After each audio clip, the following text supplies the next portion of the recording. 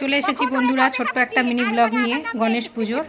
পুরো ভিডিওটা দেখতে থাকো, স্কিপ করে কেউ চলে যেও না। তো এখানে দেখতেই পাচ্ছ উমাদি ঢাক বাজাচ্ছে খুব সুন্দর করে, আর এখানে ঠাকুরমশাই সব কিছু রেডি করছে। এদিকে সোমা ফল কাটছে ঠাকুর পুজোর জন্য। হ্যাঁ, পুজোর ফল কাটা হচ্ছে।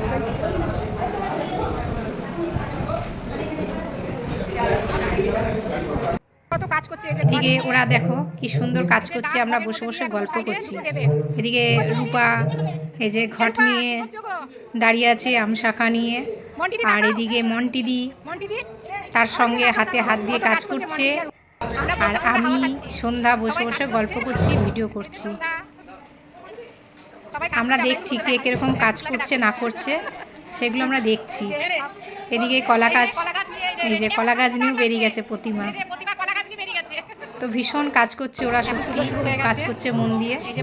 আর এইদিকে পুজোয় বসে গেছে আমাদেরই পাড়ার অরবিন্দুদা, পুজো করছে, খুব ভালো মানুষ। আর এদিকে সন্ধ্যাও ঢাক বাজাচ্ছে মাঝে মধ্যে। সন্ধ্যা কিন্তু খুব ভালো ঢাক বাজাতে শিখে গেছে। তো সবাই পুজো দেখছে বসে বসে।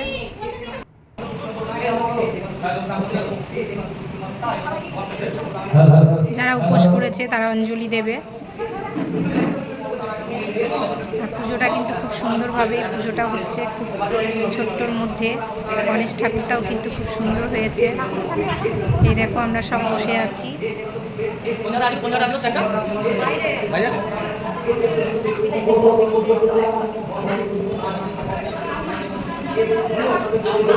তোমাদের পুরো ভিডিওটা দেখে কেমন লাগলো অবশ্যই কমেন্টের মাধ্যমে জানাবে। আর লাইক করতে কিন্তু ভুলবে না, লাইকটাও দেবে তার সঙ্গে।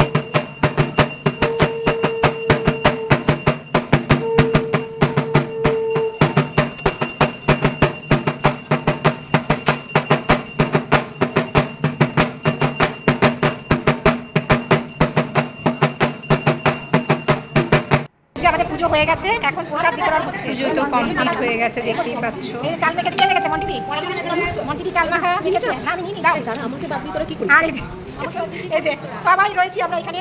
আর ওইদিকে প্রসাদ কে দিচ্ছে? রূপা আর কে? উমাদি। এই যে সবাই এখন প্রসাদ দেওয়া দিয়ে করছে, সবাই সবাইকে। এই যে প্রসাদ। আমি চাল মাখা খেতে ভালোবাসি, তো চাল মাখাটা পেয়ে আমি খুব খুশি হয়েছি। চাল মাখাটা খাবো। আমি কিন্তু চাল মাখা খেতে খুব ভালোবাসি, তাই আমি চাল মাখাটা একটু বেশি করেই নিয়েছি। আমাদের খুব ভালোভাবেই কাটলো গণেশ পুজোটা। তোমাদের কেমন কাটলো অবশ্যই কমেন্ট করে জানাবে। এরপরে যজ্ঞ হচ্ছে, আর এদিকে যজ্ঞ হয়েও গেল কমপ্লিট।